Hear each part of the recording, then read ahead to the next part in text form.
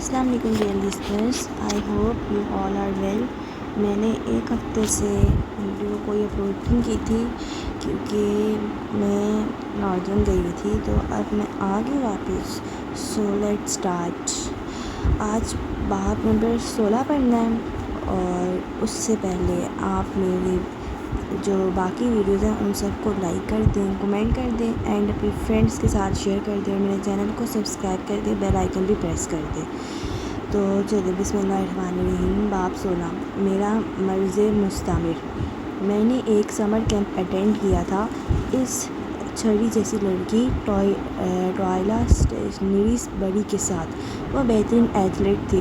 اسے فٹنس کا جنون تھا، جتنی دبلی ہو جائے کم تھا۔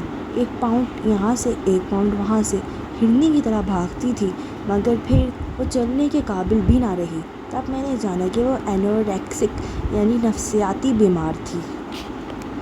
اس بیماری نے اس کی بصارت چھین لی تھی۔ میں نے نہیں دیکھا ٹوائلا سے زیادہ کسی کو اپنے جسم کے بارے میں اتنا جنونی۔ ساری زندگی اس نے جس چیز کے پیچھے بھاگتے گزاری، اسی نے اسے تباہ کر دیا۔ تم کہتے ہو برلن انتقام تمہارا جنون ہے، میں تمہیں بتاؤں انتقام جنون نہیں ہوتا، یہ تو ایک بیماری ہے جو دل کو کھاتی ہے اور روح کو زہریلا کر دیتی ہے۔ دی بلیک لسٹ کے کردار ریمنڈ رینگٹن کا مکالمہ۔ ستمبر کے آخری ایام میں گرمی کم تھی مگر حبس اب بھی تھی۔ ایسے میں اس ہاسپٹل کی اونچی بلڈنگ کی ایک کھڑکی سے جھانکو تو اندر ڈاکٹر قاسم بشارت کے کمرے میں زمر بالکل خاموش بیٹھی تھی، اور ڈاکٹر قاسم اس کو تعصب سے دیکھ رہے تھے۔ آپ کو اپنے ہسبینڈ کو اعتماد میں لینا چاہیے تھا۔ زمر نے نفی میں سر ہلایا۔ یہ ممکن نہیں ہے۔ آپ مجھے میرے کڈنی کا بتائیں، کیا وہ مکمل طور پہ ختم ہو چکا ہے؟ بظاہر مضبوط انداز سے پوچھا۔ زمر، آپ نے 4 سال اس ڈونیٹڈ کڈنی پہ گزارے ہیں، مگر یہ پرفیکٹ میچ تھا۔ آپ نے کہا تھا میری قسمت اچھی ہوئی تو 20 سال بھی گزار سکتی ہوں۔ ڈاکٹر پہ جمی آنکھوں میں کرب سا ابھرا۔ آئی ایم سوری زمر، مگر پچھلے 3 ماہ سے نہ آپ دوا ٹھیک سے لے رہی ہیں نہ چیک اپ کے لیے آتی ہیں۔ پچھلے ہفتے ٹیسٹ کے لیے بھی میں نے زبردستی آپ کو بلایا تھا۔ ذرا رک کے گہری سانس لی۔ آپ کی کڈنی تقریباً ختم ہو چکی ہے، مکمل نہیں، تقریباً۔ کتنے عرصے بعد مجھے نئی کڈنی کی ضرورت پڑے گی؟ جلد از جلد۔ جتنی دیر کریں گی اتنا مسئلہ ہوگا۔ کیا آپ نے کسی اور ڈاکٹر کی رائے لی؟ جی، میں ڈاکٹر فاروق احسان کے پاس گئی تھی، ٹیسٹ بھی دوبارہ کروائے۔ ان کا بھی یہ کہنا ہے کہ مجھے جلد از جلد ٹرانسپلانٹ کروانا ہوگا۔ کمرے میں ایک آزردہ سی خاموشی ٹھہری۔ کیا آپ کی فیملی میں کوئی ایسا ہے جو آپ کو کڈنی ڈونیٹ کر سکے؟ قدر توقف سے انہوں نے پوچھا۔ میں کوئی گیم تو نہیں کھیل رہی کہ ایک چیز ضائع ہو جائے تو دوسرے سے مانگ لوں۔ کڈنی ڈونیشن بہت بڑی بات ہے، اور میں اپنی فیملی سے کچھ بھی نہیں مانگنا چاہتی۔ مزید وہ اس سوال پہ ناخوش ہوئی تھی۔ اوکے ریلیکس، انہوں نے اسے تسلی دی۔ میں ڈونر کا بندوبست کرنے کی کوشش کرتا ہوں۔ جتنی جلدی آرگن ملے اتنی جلدی ہم ٹرانسپلانٹ کر دیں گے، لیکن آپ نے پہلے کی طرح اب بد احتیاطی نہیں کرنی۔ میں پھر کہوں گا آپ اپنی فیملی میں کسی کو راضی کرنے کی۔ وہ مزید یہ باتیں نہیں سن سکتی تھی، فضا میں موجود حبس اور گھٹن بھر گئی تھی، اس لیے اٹھ کھڑی ہوئی۔ اپنی تلاش کا سفر ختم بھی کیجیے کبھی، خواب میں چل رہے ہیں آپ۔ اس حبس زدہ دن جب پرندے اکتائے اکتائے اڑ رہے تھے، ایک اور ہاسپٹل کے پرائیویٹ روم میں آبدار عبید ایک کرسی پہ بیٹھی تھی اور سامنے بستر پہ لیٹے مریض کی باتیں توجہ سے سن رہی تھی۔ وہ ایک درمیانی عمر کے صاحب تھے، ابھی مکمل طور پہ صحت یاب نہیں ہوئے تھے، نالیاں وغیرہ ہنوز لگی تھیں، چہرے پہ بھی نقاہت تھی۔ پچھلی ملاقات میں آپ مجھ سے اچھی طرح واقف ہو چکے ہیں، وہ نرمی اور آسان سے کہہ رہی تھی۔ ویسے تو میں ہپنو تھراپسٹ ہوں، مگر ایک ریسرچ کے سلسلے میں مجھے آپ کا کیس سننا ہے۔ کیا آپ کمفرٹیبل ہیں؟ جی، آپ پوچھیے، انہوں نے نقاہت سے اسے دیکھتے سر ہلایا۔ اوکے، آبدار نے گہری سانس لی۔ آپ کی سرجری کے دوران جواد صاحب، ایک وقت ایسا آیا تھا جب آپ کا دل بند ہو گیا تھا اور آپ کو واپس لانے میں ڈاکٹرز کو 50 سیکنڈ لگے تھے۔ ان 50 سیکنڈز کے لیے آپ کلینکلی ڈیڈ ہو چکے تھے۔ وہ غور سے ان کا چہرہ دیکھتے ہوئے ایک ایک لفظ کہہ رہی تھی۔ انہوں نے پھر اس بات میں سر ہلایا۔ ان 50 سیکنڈز میں کیا ہوا تھا؟ کیا دیکھا آپ نے؟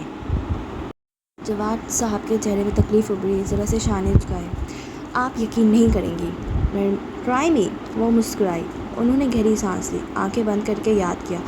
اس وقت میری سرجری جاری تھی، نشے کے باوجود مجھے تکلیف ہو رہی تھی، کچھ آوازیں بھی کانوں میں پڑتی تھیں، ڈاکٹرز وغیرہ کی۔ پھر میں نے سنا کہ وہ لوگ مجھے لوز کر رہے ہیں۔ ذرا سی افراتفری پھیلی۔ وہ رکے، وہ غور سے ان کو دیکھ رہی تھی۔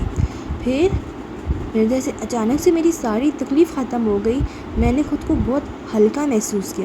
میں اس بارے میں کسی سے بات نہیں کرنا چاہتا، لیکن آپ پوچھ رہی ہیں تو سر چھٹکا، ایسے جیسے میں کسی بوجھ سے آزاد ہو گیا ہوں۔ اس کے بعد کیا ہوا، میں نے محسوس کیا کہ وہ آنکھیں موندے دقت سے بول رہے تھے، کہ جیسے کوئی مجھے کھینچ رہا ہے۔ میں آپریشن ٹیبل پہ لیٹا تھا، میں نے خود کو اس کے نیچے سے نکلتا محسوس کیا، ہلکا اور آزاد، اور اس کے آگے ایک تاریک جگہ تھی، جیسے کوئی غار یا سرنگ ہوتی ہے۔ میں اس میں سے گزر کر دوسری طرف نکلتا گیا۔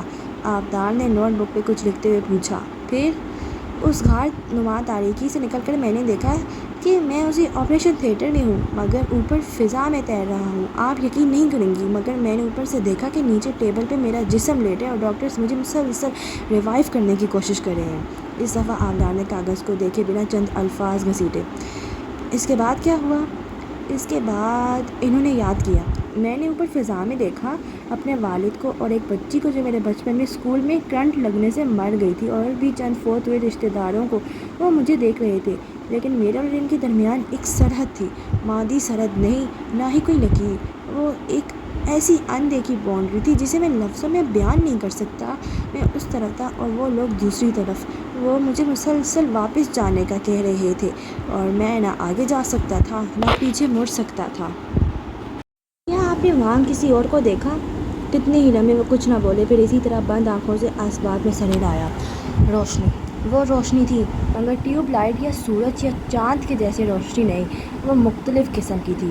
شاید اسی کو نور کہتے ہیں، مگر وہ صرف نور نہیں تھا، وہ نور کا وجود تھا، اے بینگ آف لائٹ۔ آپ سمجھ رہی ہیں میں کیا کہہ رہا ہوں؟ میں سمجھ رہی ہوں۔ کیا اس نے آپ سے بات کی؟ وہ بغور ان کے چہرے کی اذیت دیکھ رہی تھی۔ جی، مگر ایسے نہیں جیسے انسان کرتے ہیں، الفاظ سے نہیں۔ پھر بھی مجھے سمجھ آ رہی تھی کہ وہ مجھے کیا سمجھانا چاہ رہا ہے۔ اس نے مجھے بتایا کہ ابھی میرا وقت نہیں آیا، اور یہ کہ مجھے واپس جانا ہوگا۔ انہوں نے آنکھیں کھول دیں، پھر ہر شے ریوائنڈ ہو گئی۔ میں واپس ہوتا ہوا اپنے جسم میں داخل ہو گیا، بھاری اور وزنی۔ اس وجود کے قریب کیا محسوس کیا آپ نے؟ غیر مشروط محبت، احساس قبولیت، علم کی تڑپ، وہ سراپا محبت۔ وہ کون تھا؟ اور کیا یہ صرف ایک خواب تھا؟ نہیں، یہ NDE تھا، نیئر ڈیتھ ایکسپیرئنس۔ آپ سمیت دنیا میں ہزاروں لوگ اس سے گزر چکے ہیں۔ چونکہ آپ کی موت کا مقرر وقت ابھی نہیں پہنچا تھا، اس لیے آپ مر کر زندہ ہو گئے۔ قدرے لکی۔ رہی بات کہ وہ کون تھا، آج تک کوئی انسان نہیں بتا سکا کہ وہ کون تھا۔ اس تجربے سے گزرنے والے یہود کہتے ہیں کہ وہ جبرائیل علیہ السلام تھے، عیسائی کہتے ہیں وہ مسیح ابن مریم تھے، مسلمان کہتے ہیں کہ وہ ملک الموت عزرائیل علیہ السلام تھے۔ لیکن مجھ سے پوچھو تو اس سے فرق نہیں پڑتا کہ وہ نورانی وجود جو مر کر زندہ ہونے والوں کو ملتا ہے وہ کون ہے۔ فرق اس سے پڑتا ہے کہ وہ آپ کو کیا سکھاتا ہے۔ اپنی چیزیں سمیٹ کر وہ اٹھ کھڑی ہوئی۔ مجھے اب چلنا چاہیے۔ آپ خوش نہیں لگ رہی، جیسے آپ کو جس چیز کی تلاش تھی وہ آپ کو نہیں ملی۔ آبدار کی گردن میں گلٹی سی ابھر کر معدوم ہوئی۔ وہ جبراً مسکرائی۔ کوئی بات نہیں، آپ آرام کیجیے۔ اب وہ مسکرا کر الوداعی کلمات کہہ رہی تھی کہ جس ہاتھ میں پتھر کمان میں تیر نہ ہو، کوئی بھی ایسا میرے شہر مہربان میں نہ تھا۔ قصرِ کاردار کے لاؤنج میں اس صبح کھلی کھڑکیوں سے روشنی چھن چھن کر آ رہی تھی۔ شہرین سیڑھیاں چڑھتی اوپر آئی اور ہاشم کے کمرے کا دروازہ کھولا۔ اندر وہ ڈریسنگ ٹیبل کے سامنے کھڑا تھا، شرٹ کے کالر کھڑے تھے اور میز پہ رکھی 3 عدد ٹائرز میں سے ایک کو اٹھا رہا تھا۔ آہٹ پر نظر اٹھا کر آئینے میں دیکھا، سفید شرٹ اور خاکی پینٹس میں ملبوس سنہرے بالوں کی اونچی پونی بنائے شہری مسکراتی ہوئی آ رہی تھی۔ سونی ہم دونوں کو اپنے اسکول فنکشن میں ساتھ ساتھ دیکھ کر بہت خوش ہوگی۔ گرے ٹائی نہیں جائے گی اس کے ساتھ۔ وہ آگے آئی اور ہاشم کے ہاتھ سے نرمی سے گرے ٹائی لے کر رکھی اور بلیو اٹھائی۔ ہاشم نے بس مسکرا کر اسے دیکھا، بولا کچھ نہیں۔ شہری اس کے سامنے آ کر کھڑی ہوئی۔ شیرو کی کمپنی کیسی جا رہی ہے؟ میں نے سنا ہے تم دونوں ہارون عبید کے ساتھ شراکت داری کر رہے ہو اس کمپنی میں۔ اس کے مزید قریب کھڑے کیے اور اس کے کالر کھڑے کیے اور ٹائی گردن میں ڈال لی، پھر گرا لگانے لگی۔ تم نے صحیح سنا ہے۔ ہاشم کی آنکھوں میں دیکھ کر گرا اوپر تک لائی۔ ہاشم مٹھاس سے پکارا، سعدی کہاں ہے؟ یہ سوال تو مجھے تم سے پوچھنا چاہیے، تمہاری بہت دوستی تھی اس سے۔ وہ بھی اسی انداز میں مسکرایا۔ جس گن سے اسے مارا گیا وہ گلوک G41 تھی۔ شیرو کے پاس ہے ایسی گن، انکار مت کرنا۔ مسکرا کر اس کے کالر سیدھے کیے، پھر ٹائی کی ناٹ پکڑی۔ کہیں یہ نہ ہو کہ میں فارس کو کال کر دوں۔ اب وہ ڈریسنگ ٹیبل سے ٹائی پن اٹھانے مڑی تو ہاشم نے اپنا موبائل اٹھایا۔ شہری واپس آئی۔ اس ٹائی کو شرٹ کے ساتھ پن کے ذریعے نتھی کیا تو ہاشم نے نمبر ملا کر اسپیکر آن کیا۔ تیسری گھنٹی پہ فارس کا ہیلو کمرے میں گونجا۔ ٹائی پن لگاتی شہری نے چم کر ہاشم کو دیکھا، وہ اسی طرح مسکرا رہا تھا۔ فارس یار شہری کو تم سے ضروری بات کرنی ہے، اس کے فون کی بیٹری ختم تھی، اس کی بات سن لو ذرا۔ اعتماد سے موبائل اس کی طرف بڑھایا۔ شہری کے ہاتھ اس کی ٹائی پن پہ ہی جم گئے، دم بخود ساخت۔ فارس ہیلو کہہ رہا تھا، اس نے بدقسمت تھوک نکلا۔ ہاں فارس کیسے ہو؟ زخمی نظروں سے ہاشم کو دیکھتے جبرن مسکرا کر بولی۔ اکتوبر کے پہلے ویکینڈ پہ ہماری ہاؤس وارمنگ ہے، تم آ سکو گے؟ نہیں بزی ہوں، ذرا توقف سے بولا۔ اور کچھ؟ نہیں تھینک یو، جلدی سے بولی۔ ہاشم نے فون بند کر کے میز پہ ڈالا، پرفیوم اٹھا کر خود کو آئینے میں دیکھتے گردن پہ چھڑکا۔ فضا ایک دم معطر ہو گئی۔ تمہاری تو الفاظ ہی غائب ہو گئے شہری۔ یقیناً اس لیے کہ تمہارے باپ کا سارا کاروبار میرے اوپر، تم نے سنا میرے اوپر انحصار کرتے ہیں۔ رہی بات شادی کی تو اس کو غائب کرنے میں میرا نہیں تمہارا ہاتھ ہو سکتا ہے، اور اگر تم نے فارس کو کچھ کہنا ہوتا تو بہت پہلے کہہ دیتی۔ کوٹ کی طرف اشارہ کیا۔ شہری نے مرے مرے ہاتھوں سے کوٹ کو سامنے کیا۔ ہاشم نے اس میں اپنے بازو ڈالے اور پھر اسے کندھوں پہ برابر کرتے اسی طرح بولتا گیا۔ اور جو گن میں نے شیرو کو گفٹ کی تھی وہ G45 تھی، اس کا تمام پیپر ورک میرے لاکر میں موجود ہے۔ سو اگلی دفعہ مجھے بلیک میل کرنے کے لیے کوئی بہتر طریقہ ڈھونڈنا بجائے۔ کوٹ کے بٹن بند کرتے ہوئے اس کی طرف گھوما اور مسکرا کر اس کے کندھے پہ لٹکا پرس اتارا۔ بجھے چہرے والی شہری حرکت بھی نہ کر سکی، بجائے میرا اعتراف ریکارڈ کرنے کے۔ پرس سے ریکارڈنگ پہ رکھا سیل فون نکال کر اس کے سامنے لہرایا اور دروازے تک آیا۔ فیونا کو بلایا۔ اس کو چولہے میں پھینک دو۔ سیل فون اس کو تھماتے درشتی سے بولا، پھر مڑ کر بت بنی شہری کو دیکھا۔ تم آ رہی ہو یا میں اکیلے جاؤں؟ مجھے تمہاری نئی کمپنی میں شیئر چاہیے، 33%۔ بامشکل گردن اکڑا کر بولی۔ ہاشم مسکرایا۔ شہری چہرہ اس کے کان کے قریب کیا۔ میں تمہیں اپنی کمپنی میں ایک پائی بھی نہیں دینے لگا۔ وہ باہر نکل گیا اور شہری نے تل ملا کر پیر پٹکا تھا۔ ہم پھر بھی اپنا چہرہ نہ دیکھیں تو کیا علاج؟ آنکھیں بھی ہیں، چراغ بھی ہے، آئینہ بھی ہے۔ اس صبح حنین اسٹڈی ٹیبل پہ اپنی پسندیدہ کتاب درمیان سے کھولے بیٹھی تھی۔ کچھ دن سے وہ اسے باقاعدگی سے پڑھ رہی تھی اور 88 فصلیں پڑھنے کے بعد دل پہ گناہوں سے لگنے والے زنگ کو سمجھنے کے بعد بالآخر وہ اس فصل پہ پہنچ گئی تھی جس کا اسے انتظار تھا۔ باب 89 مرض عشق کی دوا۔ ایک گہری سانس لیتے ہوئے اس نے پوری توجہ سے وہ دروازہ ڈھونڈا جو قدیم زمانوں میں لے جاتا تھا، اور پھر اپنے سیلف ہپنوسس میں خود کو غرق کرتے ہوئے پٹ کھول دیے۔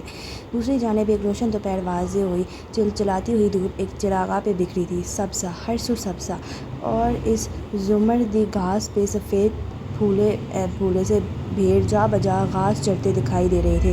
کیا واقعی دمشق میں اتنا سبزہ تھا؟ مگر کوئی بات نہیں، یہ حنا کی دنیا تھی۔ وہ قدم قدم چلتی آئی اور ایک پتھر پہ بیٹھے شیخ کے دائیں جانب آ بیٹھی۔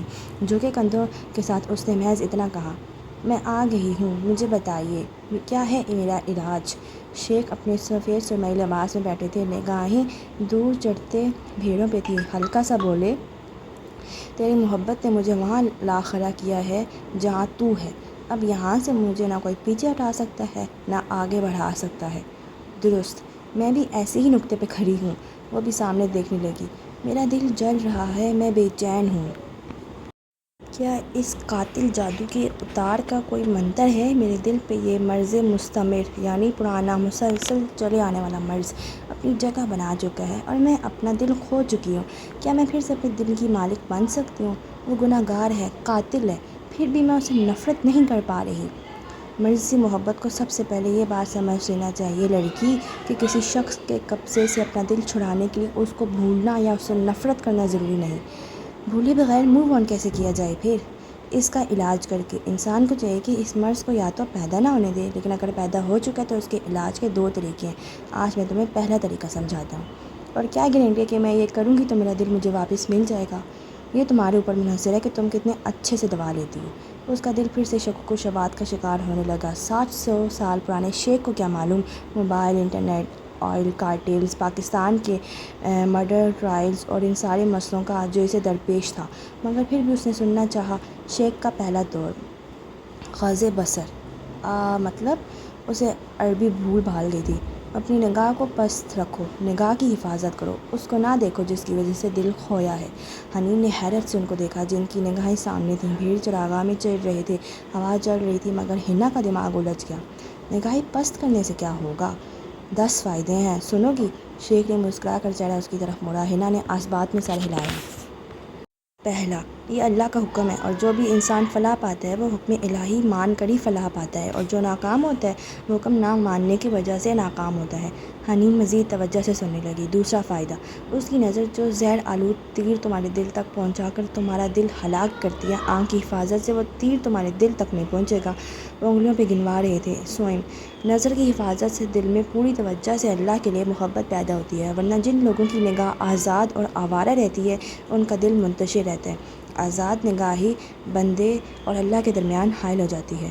صحیح، وہ بالکل محو ہو کر سن رہی تھی۔ چہارم، آنکھ کی حفاظت سے دل مضبوط اور پرسکون رہتا ہے، اور آزاد نگاہی یعنی ہر غلط چیز یا شخص کو دیکھ لینے سے دل مغموم رہتا ہے۔ پنجم، نگاہ پست رکھنے سے دل میں نور پیدا ہوتا ہے۔ کیا تم نے غور نہیں کیا کہ سورہ نور میں اللہ نے غض بصر کی آیت کے بعد ہی آیت نور پیش کی؟ کیونکہ دل میں نور نظروں کو حفاظت سے داخل ہوتا ہے، اور جب دل نورانی ہو جائے تو ہر طرف سے خیر اور برکت اس انسان کی طرف دوڑتی ہے، اور جن کے دل اندھیرے ہوں ان کو شر اور تکالیف کے بادل گھیرے رکھتے ہیں۔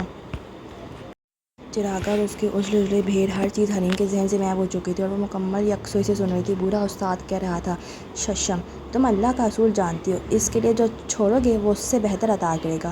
تم نگاہ چھوڑو، وہ بدلے میں نگاہ عطا کرے گا۔ وہ تمہیں بصیرت دے گا، فہم و فراست کی نگاہ عطا کرے گا، اور تمہاری فراست کبھی خطا نہیں ہوگی۔ مومن اسی نگاہ کی وجہ سے ایک سوراخ سے دوسری بار نہیں رسد جاتا۔ حنین کے دل کی گرہیں کھل رہی تھیں۔ ساتویں چیز، آزاد نگاہی سے انسان ذلیل ہوتا ہے، اپنے نفس کے قدموں میں خود کو رول کر بے توقیر کر دیتا ہے، مگر جو نگاہ کی حفاظت کرتا ہے اللہ اس کو عزت دیتا ہے، لوگوں میں بھی فرشتوں میں بھی۔ وہ سانس لینے کو رکی۔ آٹھویں بات، نگاہ کے ذریعے شیطان اتنی تیزی سے دل میں جا پہنچتا ہے جتنی تیزی سے کسی خالی جگہ میں خواہشات بھی نہیں پہنچ سکتی۔ وہ امیدیں دلاتا ہے، گناہوں کی توجیہات پیش کرتا ہے، اور انسان گناہ کی آگ میں یوں جلتا ہے جیسے کسی بکری کو تنور میں ڈال کر جھونٹا جائے۔ اسی لیے شہوت پرستوں کو قیامت کے دن آگ کے تنوروں میں ڈالا جائے گا۔ اوہ، وہ چونکہ یہ جو جہنم کی سزائیں اللہ تعالیٰ نے بتائی ہیں یہ گناہوں کو سمبلائز کرتی ہیں، جیسا گناہ اسی شکل کی سزا۔ شیخ نے بات میں سر ہلایا۔ نویں چیز، غض بصر سے دل کو قرآن پہ غور و فکر کرنے کا موقع ملتا ہے، ورنہ جن کی نگاہیں آوارہ ان کے دل اتنے پھنسے اور الجھے ہوتے ہیں کہ یہ فراغت ان کا مقدر نہیں بن سکتی۔ آخری یعنی 10ویں چیز، انہوں نے گہری سانس لی۔ انسان کے دل اور آنکھ کے درمیان ایک سوراخ ہے، ایک راستہ ہے، جس کام میں آنکھ مشغول اسی میں دل مشغول ہوتا ہے۔ ایک کی اصلاح سے دوسرے کی اصلاح ہوتی ہے، ایک کے فساد سے دوسرے کا فساد ہوتا ہے۔ اس لیے اپنی نگاہ کو صاف رکھو، اس شخص کو نہ دیکھو جس کی طرف دل ہمکتا ہے، کیونکہ یہ تمہارے لیے حرام ہے۔ اگر حلال ہوتا تو ٹھیک تھا، لیکن حلال نہیں ہے، سو جب اپنی نگاہ کی مالک بن جاؤ گی تو دل کو بھی واپس حاصل کر لو گی۔ یہ پہلا طریقہ تھا، کرو۔ حنین نے کتاب بند کی تو قدیم زمانوں کا فسون سبزہ چراغا اور اجلے بھیڑ سب غائب ہو گئے۔ آنکھیں موند کر اس نے کتاب پہ سر رکھ لیا۔ وہ صبح شام کھڑکی سے ہاشم کی بیلکنی دیکھا کرتی تھی۔ وہ کب آتا ہے کب جاتا ہے اسے ساری خبر تھی، کیونکہ نگاہ وہیں لگی تھی۔ یہ نظر ہوتی ہے جو اون کو ہانڈی اور انسان کو قبر تک پہنچاتی ہے۔ کیا نظر بد والی حدیث کا یہ مطلب بھی ہو سکتا تھا؟ میں کسی اور دنیا میں گم سوچے جا رہی تھی۔ میں اپنے باپ کا یوسف تھا، اس لیے محسن سکون سے سو نہ سکا، بھائیوں سے ڈرتا رہا۔ سعدی یوسف کے زندان خانے میں خاموشی تھی۔ وہ دیوار کے ساتھ کھڑا قلم سے ایک لکیر لگا رہا تھا۔ نیلی جینس پہ سبز ٹی شرٹ پہنی تھی، وہ اب پہلے سے دبلا لگتا تھا۔ میری نے میز پہ کھانے کی ٹرے رکھتے ہوئے اسے دیکھا۔ وہاں کونے میں کئی اور لکیریں بھی لگی تھیں۔ 4 ماہ اور 2 دن۔ وہ قید کے دنوں کا حساب یوں رکھتا تھا۔ کیا آج ہماری عید ہے میری؟ میز کی طرف آتے اس نے اداسی سے پوچھا۔ نہیں، کل ہے۔ مجھے یہاں 4 ماہ سے ہو گئے ہیں، لیکن ابھی تک کوئی میرے لیے نہیں آیا۔ کیا واقعی میرے گھر والے میرے لیے کوشش کر رہے ہوں گے؟ سوچتے ہوئے وہ بے دلی سے کھانا شروع کرنے لگا، پھر رک کر اسے دیکھا۔ میری انجو، رات کو کیا ہوا تھا؟ تم پڑھتے پڑھتے اس کاؤچ پہ سو گئی تھی، پھر نیند میں ایک دم سے اٹھی اور باہر چلی گئی۔ دیکھو، مجھے تمہارے ادھر آنے پہ اعتراض نہیں، اگر تو میں تمہیں پسند آ گئی ہوں تو میرے جیسے ہینڈسم لڑکے رکھو مت۔ تم میرے بیٹے سے چند سال ہی بڑے ہو گئے۔ خفگی سے اسے جھڑکا، پھر تھکان سے کن پٹی سلائی۔ میں سونے جا رہی ہوں، گارڈ برتن لے جائے گا۔ اسے پتہ تھا کہ میری کے سوا وہ کسی کو اپنے کمرے میں برداشت نہیں کرتا۔ اگر تم نے رات کو کوئی برا خواب دیکھا ہے تو بتاؤ، میں تمہیں اس کی تعبیر بتاتا ہوں۔ یا صاحب السجن، خود کو جوزف سمجھنا چھوڑ دو اور کھانا کھاؤ۔ درشتی سے ٹوکتی وہ سامنے بیٹھ گئی، مگر سعدی نے کھانا ڈھک دیا۔ کون سا خواب ہے جو تمہیں اکثر رات کو نیند سے جگا دیتا ہے؟ میری کچھ لمحے خاموش رہی، پھر بولی تو لہجہ ذرا نرم تھا۔ پہلے نہیں، پہلے تو میرے بیٹے کا ہی خیال آتا رہتا تھا، اس کا علاج ہاشم کروا رہا ہے نا، مگر جب سے میں نے تمہیں وہ نیکلیس والی بات بتائی ہے وہ سب یاد آنے لگے۔ جب مسز کاردان نے علاج کی رقم دینے سے انکار کیا تو کیسے فیونا میری ہمدرد بن کر مجھے اکساتی تھی کہ ان کا نیکلیس چرا لوں۔ اس کو ان کی جیولری باکس کا کوڈ بھی معلوم تھا۔ اسے کیسے پتہ تھا؟ وہ چونکا۔ صاف بات ہے مسز کاردان مجھے نوکری سے نکالنا چاہتی تھی، مگر کانٹریکٹ کے تحت میرا دورانیہ رہتا تھا اب بھی۔ سو فیونا نے ان کے ساتھ اب سارا کھیل ترتیب دیا، میں نے چوری کر ڈالی اور ڈپورٹ ہونے کے قریب تھی کہ تمہاری وجہ سے ہاشم مجھے یہاں لے آیا۔ مسز کاردان کو کانٹریکٹ سے کیا فرق پڑتا ہے؟ ہاشم بلا وجہ ان کو اپنے باپ کی ملازمہ کو نہ نکالنے دیتا۔ مطلب؟ وہ الجھا۔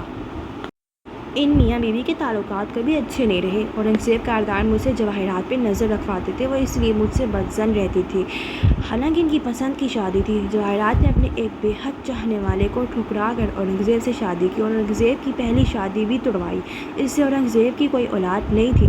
جواہرات نے اورنگزیب کو 2 بیٹے دیے، دولت دی، مگر اب وہ ایک دوسرے سے بیزار آ چکے تھے۔ تمہیں یہ سب کیسے پتہ ہے؟ میری مسکرائی۔ بے وقوف لڑکے، میں اس گھر کی ملازمہ رہی ہوں، مالک سمجھتے ہیں جیسے ہماری زبان نہیں ویسے ہمارے کان بھی نہیں ہیں، مگر ہم ہر کھانے ہر چائے پہ موجود ہوتے ہیں، گھر کے سارے راز ہمارے سینوں میں دفن ہوتے ہیں۔ واہ، خیر کیا چیز تمہیں ڈسٹرب کرتی ہے؟ وہ رات جب اورنگزیب کاردان کی موت ہوئی اس نے جھرجھری سی لی، شاید اندر سے میں خود اتنے برس مسز کاردان کی محبت بھری ایک پکار کی منتظر رہی ہوں۔ اس رات زندگی میں پہلی اور آخری دفعہ انہوں نے مجھ سے مسکرا کر بات کی۔ میں اوپر ہاشم کی بالکنی میں پودے دیکھ رہی تھی، ساتھ فون پہ اپنے بیٹے سے بات کر رہی تھی، وہ یاد کر کے بتا رہی تھی۔ وہ نیچے اپنے باتھ روم کے دروازے سے جو پچھلے برآمدے میں کھلتا تھا باہر نکل رہی تھی۔ ان کو سردی میں دیکھ کر مجھے فکر ہوئی، میں نے ان کو کچھ گرم اوڑھنے کا مشورہ دیا، وہ مسکرائی تھی، پھر الجھی پھر مجھے اورنگزیب کے لیے کافی لانے کا کہا۔ سب اچھا تھا، مگر کچھ وقت بعد اورنگزیب صاحب کی موت جھرجھری، اس کے بعد سعدی، وہ کبھی بھی میرے ساتھ اچھی نہیں رہی، ہر وقت ترش اور خفا۔ سعدی، میں نے 11 سال ان لوگوں کی خدمت کی، مگر ان میں سے کسی نے 11 منٹ انٹرنیٹ پہ میرے بیٹے کے کیس کو سرچ نہیں کیا۔ صرف تم نے احساس کیا تھا میرا، کاش میں نے تمہارے آگے اس قصر کا دروازہ کبھی نہ کھولا ہوتا۔ میری، وہ ہمدردی سے آگے ہوا، تم اس رات کو اس لیے بار بار دیکھتی ہو کیونکہ تم نے اورنگزیب کاردان جیسے اپنے ایک حمایتی کو کھویا تھا، تم دل سے چاہتی ہو کہ وہ واپس آ جائیں اور کچھ نہیں۔ کیا میرے خواب کا کوئی مطلب نہیں نکلتا؟ جوزف، اسے مایوسی ہوئی، اگر ہم قدیم مصر کے قید خانے میں ہوتے اور میرے ساتھ فرعون کی کنیز قید ہوتی تو تمہارا خواب بہت قیمتی ہوتا۔ اس کے بدلے میں یا تو تمہیں سزائے موت دے دی جاتی اور پرندہ تمہارا سر نوچ کھاتے، یا تم ایک دفعہ پھر سے شاہی محل جا کر بادشاہ اور اس کے بیٹوں کی خدمت کرتی۔ مگر نہ میں جوزف ہوں، نہ مجھے خواب کی تعبیر بتانے آتی ہے، میں تو تمہارا دل ہلکا کرنا چاہتا تھا۔ میری نے غیر مطمئن انداز میں سر ہلایا، مگر اٹھتے وہ ناخوش لگ رہی تھی، شاید کچھ اور تھا جو اسے ہمیشہ سے الجھاتا تھا۔ میں اپنے ڈوبنے کی علامت کے طور پہ دریا میں ایک آدھ بھنور چھوڑ جاؤں گا۔ جسٹس سکندر کے ڈرائنگ روم میں زرد بتیاں جلی تھیں، ٹی وی اسکرین پر مسلسل وہی خبر چل رہی تھی۔ سامنے ٹہلتے جسٹس صاحب نے غصے سے ریموٹ اٹھا کر ٹی وی بند کیا، پھر ہاشم کو دیکھا جو ٹانگ پہ ٹانگ جما کر بیٹھا تھا، بازو صوفے کی پشت پہ پھیلا رکھا تھا اور ناخوشی کے باوجود خود کو پرسکون رکھے ہوئے تھا۔ میرا گھر سے نکلنا عذاب کر دیا ہے رپورٹرز نے، آپ کو تو کسی نے یہاں آتے نہیں دیکھا؟ نہیں، خاور نے کالونی خالی کروائی تھی پولیس سے۔ ہاشم نے ناک سے مکھی اڑائی، تبھی خاور اندر داخل ہوا، دروازہ بند کیا اور جسٹس صاحب کے مقابل آ کھڑا ہوا۔ یہ سب نہ ہوا ہوتا سر اگر آپ 20 مئی کو مجھے پوری بات بتاتے۔ آپ نے بتایا کہ سعدی آپ کو آپ کے بینک اکاؤنٹس کی تفصیلات اور آپ کے افیئر کی تصاویر کے ساتھ بلیک میل کر رہا ہے جو اسے آپ کے کمپیوٹر سے ملی تھی۔ یہ سچ ہے، اس نے میرے کمپیوٹر کے ری سائیکل بن سے مٹائی ہوئی چیزیں نکال لی تھیں، وہ سچ کہہ رہے تھے۔ اور ویڈیو؟ اس ویڈیو کا کیوں نہیں بتایا آپ نے؟ جسٹس سکندر نے سر جھٹکا اور آگے پیچھے ٹہلنے لگے، وہ سخت قبیضہ خاطر نظر آ رہے تھے۔ ہاشم نے قدرے ٹھنڈے انداز میں پکارا، وہ ویڈیو سعدی کو کہاں سے ملی تھی؟ میں نہیں جانتا۔ کیا آپ یہ جانتے کہ وہ اب کس کے پاس ہوگی؟ کیونکہ میرے خیال میں یہ فارس غازی کا کام ہو سکتا ہے۔ ہاشم پر یقین تھا۔ جسٹس سکندر نفی میں سر ہلاتے ہوئے صوفے پہ بیٹھے، وہ دماغ سے نہیں ہاتھوں سے سوچتا ہے، اتنی لمبی پلاننگ وہ نہیں کر سکتا۔ ہاشم اور خاور نے ایک دوسرے کو دیکھا، پھر ہاشم نے گہری سانس لی، وہ میرا کزن ہے، میں برسوں سے اس کو جانتا ہوں، یہ اسی کا کام ہے۔ اس لڑکے نے کہا تھا کہ یہ ویڈیو صرف اس کے وکیل کے پاس ہوگی، اگر سعدی کو کچھ ہوا تو وکیل اس کو ریلیز کر دے گا۔ خاور نے چونک کر انہیں دیکھا۔ ہاشم کے بھی آبرو بنچے۔ کون ہے اس کا وکیل؟ زمر یوسف نہیں ہے، کوئی اور ہے۔ تو سر اس نے جان ماں انتظار کیوں کیا؟ خاور کو الجھن ہوئی۔ اگلے دن ویڈیو کیوں نہ ریلیز کرتی؟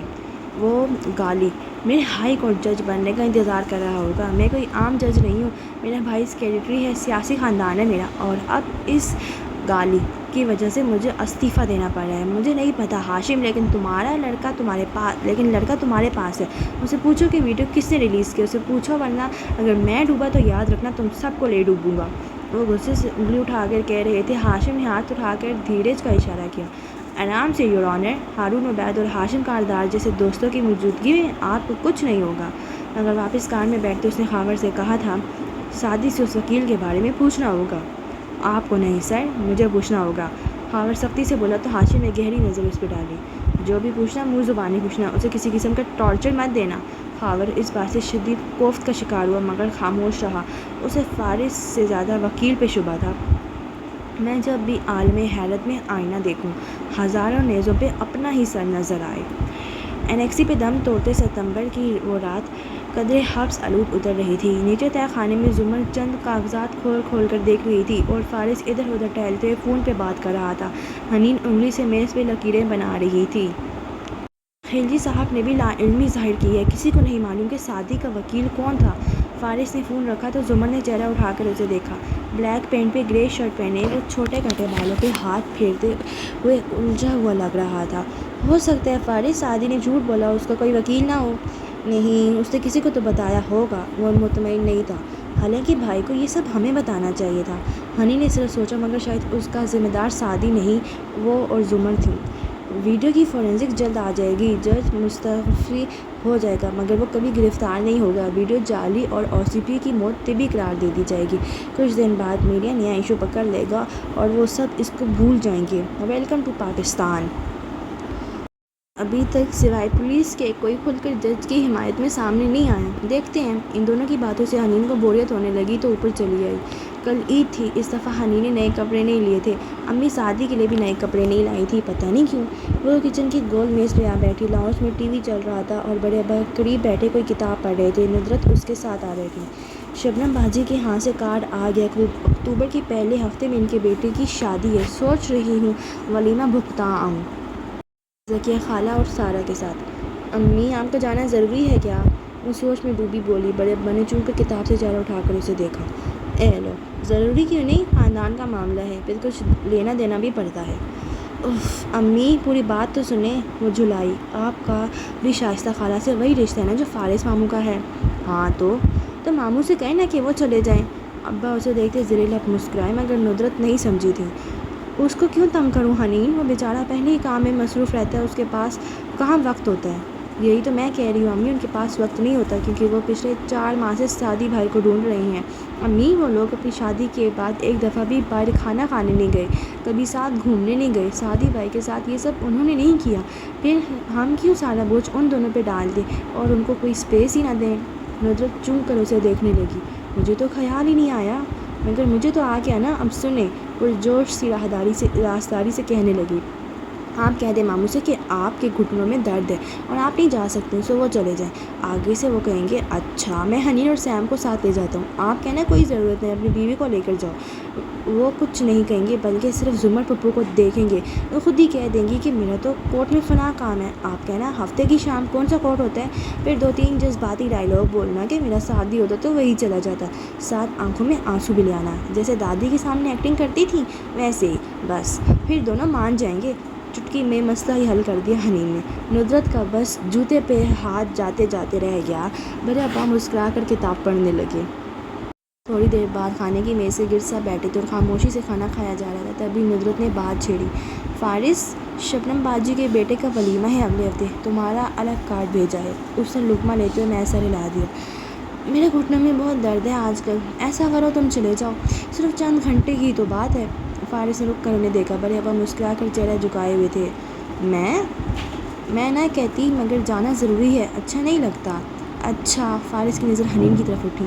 ہنا اور سیم کو ساتھ بھیجتے بے خبر سیم کا چہرہ کھل اٹھا۔ ہیں؟ سچی؟ کب جانا ہے؟ حنین نے زور سے اس کے پاؤں پہ اپنا جوتا مارا، اس کی بولتی بند ہوئی، پھر بے چارگی سے فارس کو دیکھا۔ سوری ماموں، میرے ایگزامز ہیں۔ ان دونوں کی کوئی ضرورت نہیں ہے، انہوں نے تمہیں زمر کے ساتھ بلایا ہے، تو تم دونوں میاں بیوی چلے جاؤ نا۔ زمر نے نوارا منہ میں رکھتے چونک کر انہیں دیکھا، پھر فارس کو۔ اس نے بھی زمر کو دیکھا تھا، پھر سنبھل کر بولی، بھابھی میں ضرور جاتی مگر کورٹ میں میری ایک ضروری سماعت ہے اور ارے ہفتے کی رات کون سا کورٹ ہوتا ہے؟ ویسے بھی اگر میرا شادی ہوتا تو میں تمہیں کبھی نہ کہتی، مگر ٹھیک ہے ہم چلے جائیں گے۔ فارس نے سنجیدگی سے بات ختم کی۔ زمر بھی چپ ہو گئی، پر ابا مسلسل زیر لب مسکراتے ہوئے کھانا کھا رہے تھے۔ ہنا نے ابا کو میں نہ ہوتی تو اس گھر کا کیا بنتا والی نظروں سے دیکھ کر فخریہ شانے اچکائے تھے۔ قاتل نے کس صفائی سے دھوئی آستین، اس کو خبر بھی نہیں کہ لہو بولتا بھی ہے۔ عید قربان بہت سی قربانیوں کی داستان اپنے اندر سموئے کائنات پہ اتری تو اداس موسم میں خوشی سے گھل گئی۔ سعدی یوسف نے اپنے کمرے کی دیوار پہ آج ایک لکیر کا مزید اضافہ کرتے ہوئے ان کو گنا تو معلوم ہوا اس قید میں سے 4 ماہ اور 2 دن بیت چکے تھے۔ دل کے نہا خانے میں شکوہ پھر سے اٹھا تھا، کیا ان 4 ماہ میں کسی نے اس کے لیے کچھ نہیں کیا؟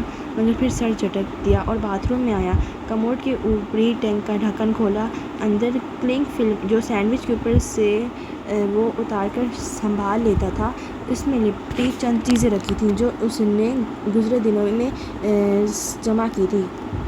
گارڈ کا لائٹر، ایک سٹیل کا کانٹا، کانٹے کے دانتوں کو اس نے لائٹر سے پگھلا کر ایک پک بنانے کی کوشش کی، مگر وہ ابھی پوری طرح سے نہ بن پائی تھی۔ اس کو یاد تھا کہ لوگ کیسے کھولتے، مگر کیا یہ لوگس وہ کھول پائے گا؟ مایوسی اس کے رگوں پہ میں پھیلنے لگی۔ پاکستان میں عید کی دوسری شام قصر کاردان میں باربیکیو کی مہک پھیلی تھی۔ طویل ڈائننگ ٹیبل پہ ڈنر سجا تھا اور تینوں کارداز کے ہمراہ ان کے انیکسی والے رشتہ دار موجود تھے۔ یہ ڈنر ہاشم کی طرف سے تھا اور دوسری سربراہی کرسی پہ براجمان تھا۔ وہ دوسری سربراہی کرسی پہ فارس بیٹھا تھا، ہاشم کی سیٹ میں۔ ڈنر سرو کیا جا رہا تھا، موم بتیاں جل رہی تھیں، ملازم بار بار تازہ اشیاء لا رہے تھے۔ سیم کا دھیان صرف کھانے پہ تھا۔ ندرت جواہرات سے نارمل بات چیت کر رہی تھی، بڑے ابا بھی نارمل تھے۔ نوشیروان ازلی بیزار سر جھکائے کھانا زہر مار کر کھا رہا تھا۔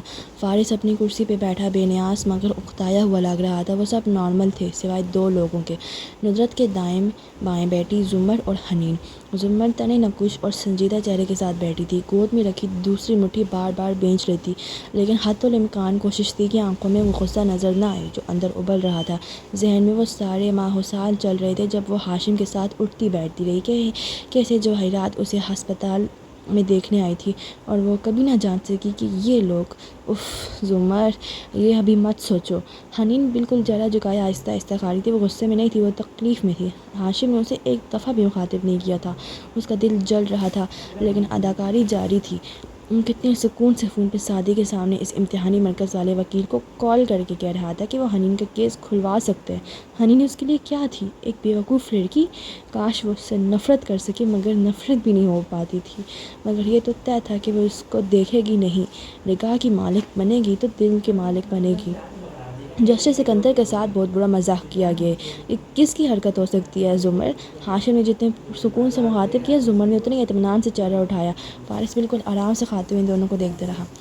ظاہر ہے ان کے کسی دشمن کی ہوگی، لیکن نہ یور آنر گرفتار ہوں گے نہ کسی مشکل میں پڑیں گے، مگر ان کو اپنی کرسی چھوڑنی پڑے گی۔ زمر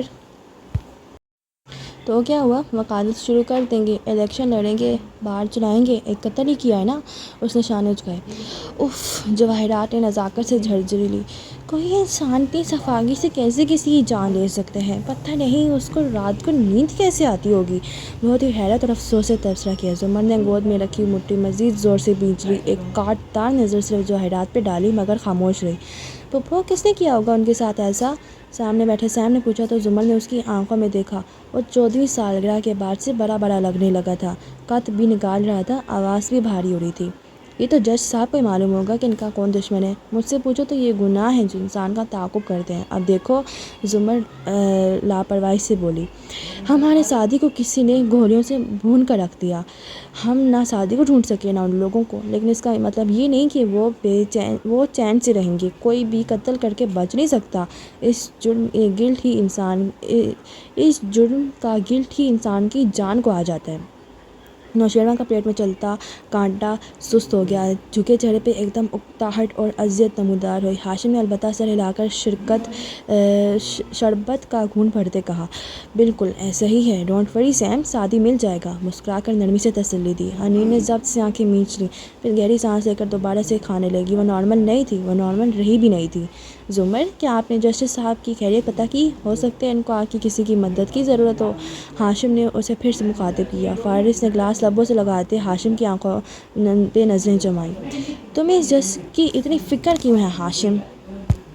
دم سے سب نے چونک کر اسے دیکھا، پھر ہاشم کھلے دل سے مسکرایا۔ تمہاری وجہ سے، تمہیں بری کرنے والے جج کی کریڈیبلٹی پہ حرف آئے گا تو اصل پریشانی تو تمہیں ہوگی نا۔ فارس بس خاموشی سے اس کو دیکھتا رہا۔ تبھی فیونا کمرے میں چلی آئی۔ تبھی فیونا کیمرہ لیے چلی آئی۔ میں فیملی فوٹوز اتار لوں سر؟ اس نے ہاشم سے پوچھا، مگر زمر نے چونک کر اسے دیکھا، پھر اشارہ کیا۔ ابھی نہیں، کھانے کے بعد۔ فیونا نے تابیداری سے کیمرہ رکھ دیا۔ اب ڈیزرٹ پہ توجہ دینی چاہیے۔ جواہرات نے مسکرا کر ماحول کا تناؤ کم کرنا چاہا۔ ندرت اور ابا سعادت کے ذکر کے بعد خاموش تھے۔ ملازم برتن بدلنے لگے۔ زمر نے موبائل پہ حنین کو ایک ٹیکسٹ کیا۔ وہ ذرا چونکی، لیکن پھر معذرت کر کے صداقت کو کوئی کام یاد کرنے کا چل گئی۔ 3-4 منٹ بعد واپس آ کر خاموشی سے بیٹھ بھی گئی۔ کھانا ختم ہوا اور سب لاؤنج میں جانے لگے تو زمر نے فیونا سے تصاویر اتارنے کا کہہ دیا۔ اس نے تابیداری سے چند تصاویر لیں اور ہر دفعہ کی طرح ان کو ایک کاپی دینے کا وعدہ کیا۔ چائے بھی اسی رسمی تناؤ سے بھرے ماحول میں پی گئی۔ نوشیروان ڈسٹرب سا پہلے ہی اٹھ کر جا چکا تھا۔ ہاشم اور جواہرات آخری میزبانی نبھاتے رہے۔ جاتے سمے زمر سے ملتے ہوئے جواہرات نے ہلکے سے سرگوشی کی۔ حنین، مجھے لگتا ہے تم نے اپنے انتقام کا ارادہ بدل دیا ہے۔ زمر نے زخمی مسکراہٹ کے ساتھ اس ملکہ کی خوبصورت آنکھوں میں دیکھا۔ میں کچھ بھی نہیں بھولی، فی الحال صحیح موقع کے انتظار میں ہوں۔ دشمن کے ساتھ ایک چھت تلے رہنے کی پریکٹس کر رہی ہوں۔ جواہرات نے مسکرا کر اس کا شانہ تھپکا۔ ندرت اور ابا بھی ہاشم کا شکریہ ادا کر رہے تھے، جب وہ دونوں پہلے ہی نکل آئیں۔ اب برداشت ختم ہو چکی تھی۔ تاریک سبزہ زار پہ چلتے ہوئے حنین دبے دبے غصے سے بول رہی تھی، یہ کس طرح کے لوگ ہیں؟ ان کو خود رات کو نیند کیسے آ جاتی ہے؟ زمر سر اٹھا کر تاریک آسمان کو دیکھنے لگی۔ پتہ نہیں وہ کدھر ہوگا، اس کو عید کا معلوم بھی ہوگا یا نہیں۔ پھپھو گھوم کر اس کے سامنے آئی۔ میں ان کے کمپیوٹرز کو ہیک کرنے کی کوشش کروں؟ کہیں تو کوئی کانٹیکٹ نمبر ملے گا اس جگہ کا جہاں بھائی کو رکھا ہوگا۔ حنین، ہم کوئی بھی غلطی افورڈ نہیں کر سکتے۔ ہاورڈ پکڑ لے گا اور سارا کھیل خراب ہو جائے گا۔ ابھی ہم خاموشی سے فارس کو اپنا کام کرنے دیتے ہیں۔ ہاشم کے ساتھ تمام ملوث افراد کا سامنے آنا ضرور ہے، مگر مجھے بھائی سے بات کرنی ہے۔ تم نے ابھی اس سے بات کر لی ہے؟ وہ چونکی، پھر مٹھی میں دبی شے کو دیکھا۔ مطلب یہ ہر تہوار یا پارٹی پہ ہماری تصویریں کیوں بناتے ہیں؟ پہلے تو اتنا خاص طور پہ نہیں پوچھا کرتے تھے۔ یہ تصویریں وہ سعادی کو دکھاتے ہوں گے۔ حنین ایک دم سن رہ گئی۔ وہ چاہیں تو خفیہ طور پر بھی اتروا سکتے ہیں، لیکن وہ اپنے ساتھ اچھے پوز میں تصویریں بنوانے پہ زور دیتے ہیں تاکہ سعادی کو ذہنی ٹارچر دے سکیں کہ دیکھو تمہاری فیملی تم سے بے فکر ہو کر اپنی دنیا میں گم ہے۔ اوہ، اس کے لب سکڑے، پھر آنکھیں ایک دم چمکی۔ یعنی ہمیں ان کے فونز ہیک کرنے کی ضرورت نہیں ہے، ہم ان کے ہاتھوں سے انہی کے ذریعے بھائی کو پیغام بھیج سکتے ہیں۔ پھپھو، زمر نے نرمی سے مسکرا کر اسے دیکھا۔ تم مجھے صرف زمر بھی کہہ سکتی ہو؟ حنین ایک دم بالکل ٹھہر گئی، منظر دھندلا ہو گیا۔ وہ ایک 6 سالہ بچی کے روپ میں ڈھل گئی جو شرمیلی آواز میں ندرت سے کہہ رہی تھی، بھائی پھپھو کو پھپھو نہیں کہتا امی، میں بھی زمر کہہ لوں؟ بیٹا، بھائی بڑا ہے، اس کی اور بات ہے، مگر تم تمیز سے پھپھو کہا کرو۔ شرمیلی آنکھوں کی جوت ایک دم بجھ گئی۔ دھندلا منظر ختم ہو گیا۔ وہ واپس سبزہ زار پہ کھڑی ہوئی اور زمر اس کے آگے چلتی دور جا رہی تھی۔ اس کے آدھے بندھے گھنگھرالے بال ہلکے ہلکے جھول رہے تھے۔ حنین نم آنکھوں سے مسکرائی۔ اوکے زمر، اور عقب میں بولی، عجیب پیشہ روی کے عجیب تر معیار، جو سنگ زن ہے وہ آئینہ گر نظر آئے۔ ہارون عبید کے اونچے قصر کو گھیرے سبزہ زار پہ شام کی ٹھنڈی ہوا سرسراتی ہوئی گزر رہی تھی۔ گھاس نم تھی اور اس پہ مور ٹہل رہے تھے۔ آبدار بھی سوچ میں گم ننگے پاؤں چل رہی تھی۔ چہرہ سرخ اسکارف میں لپیٹا تھا۔ دفتر میں رکی، آنکھوں کی پتلیوں کو سکورا۔ دور سے ایک ملازم ایک گھوڑا لیے چلا آ رہا تھا، سفید براق سا ننھا سا گھوڑا۔ ساتھ ہاشم کاردار چلا رہا تھا، بلیک سوٹ، جیل سے پیچھے کو سیٹ بال، وجہ چہرے کی مسکراہٹ۔ دور سے اس کو دیکھ کر ہاتھ ہلایا۔ وہ نہیں مسکرائی، صرف سوچتی رہ گئی۔ لمحے بھر میں اس کا ذہن 6 سال پیچھے چلا گیا تھا۔ وہ 18-19 برس کی تھی تب۔ چہرے کے گرد تب بھی سرخ سکارف لپیٹا ہوا تھا اور وہ قدم قدم پانی میں چل رہی تھی۔ مڑ کر اس نے ساحل پہ بیٹھے بابا کو دیکھا جو موبائل پہ کسی سے بات کر رہے تھے۔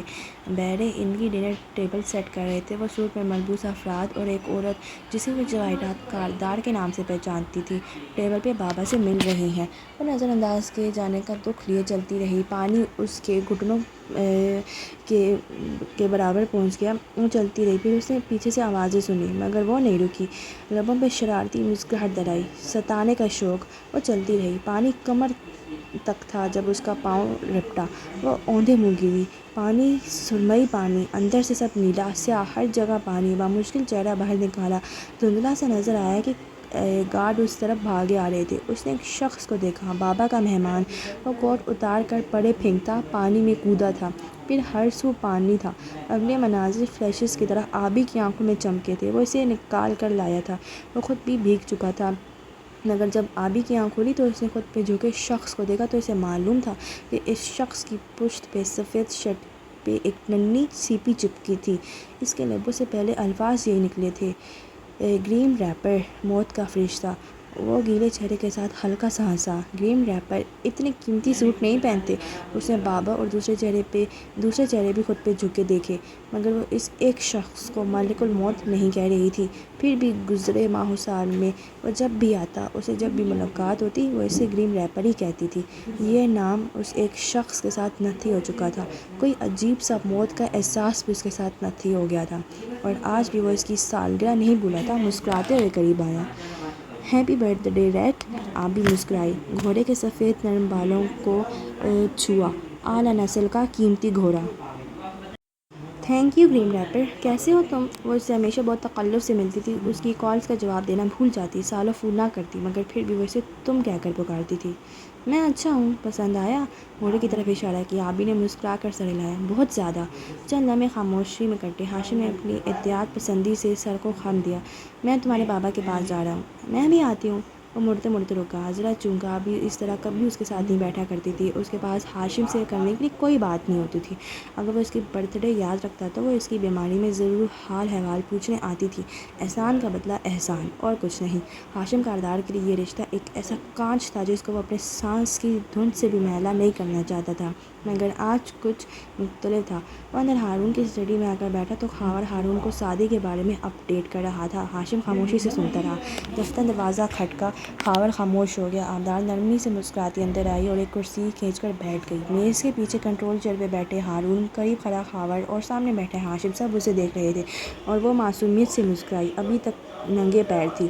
مجھے کچھ پوچھنا تھا آپ لوگوں سے، سادگی سے گویا ہوئی۔ ہاشم نے شیور، پوچھو کہہ کر حوصلہ افزائی کی۔